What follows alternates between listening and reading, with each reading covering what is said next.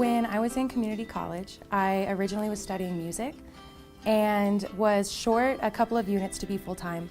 So my mom ended up signing me up for this class called Magic, Witchcraft, and Religion. And it was the most amazing class I had ever taken. I hated all of my music classes. I never wanted to go, and I never wanted to miss this class. And so that's what kind of first introduced me to what anthropology was. And from there, the more I learned about it, the more I knew that it was something that I really wanted to pursue academically.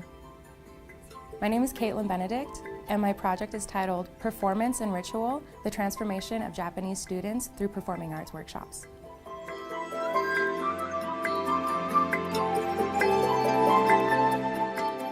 So I spent 10 weeks in Japan following an American performing arts nonprofit. They're called the Young Americans, and they've been doing music outreach workshops since around 1992. In 2006, they brought their workshops to Japan, and I had that chance to volunteer with them before I started college, which is where I found out about this group. So I followed this tour where they do these music outreach workshops and recorded using video, audio recordings. I did some informal interviews, and I started talking with the kids taking the workshop to see if they've been going through some sort of transformation.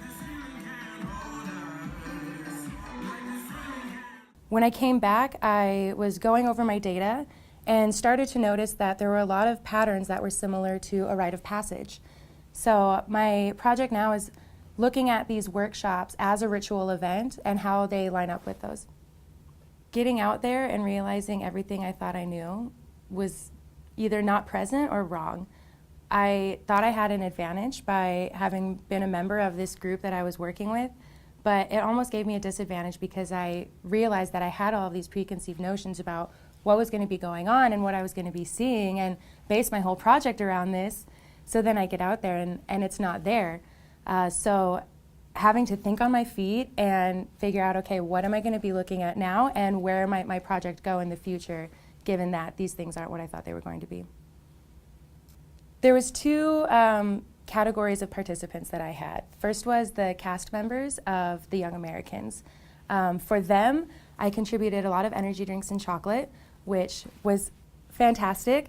But because of my experience with the group previously, I knew somewhat what they were going through. And so I was able to give them advice based on what I had learned in the past and based on the experiences that I had within the group. And having someone that not been around for a while gave them a different perspective on different teaching methods and different ways of working with the kids there.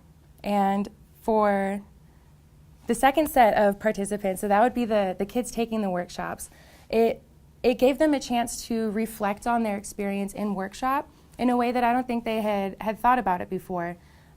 They were able to share what they thought was important and to bring up things that they thought was significant, things that they felt needed to be shared about their experience. So one thing that I loved and that I hope all future students will embrace as well is how independent the program is. Other study abroad programs, you have classes, you have a professor there, you have people to check in with and bounce ideas off of, but when you're in the field, in this type of environment, it's just you. And that type of independence can be really liberating, but it can also be really overwhelming. So just to take it in and really feel that and really follow your gut instincts, because in the end, it's your project. You're the one that's going to be making the decisions about it.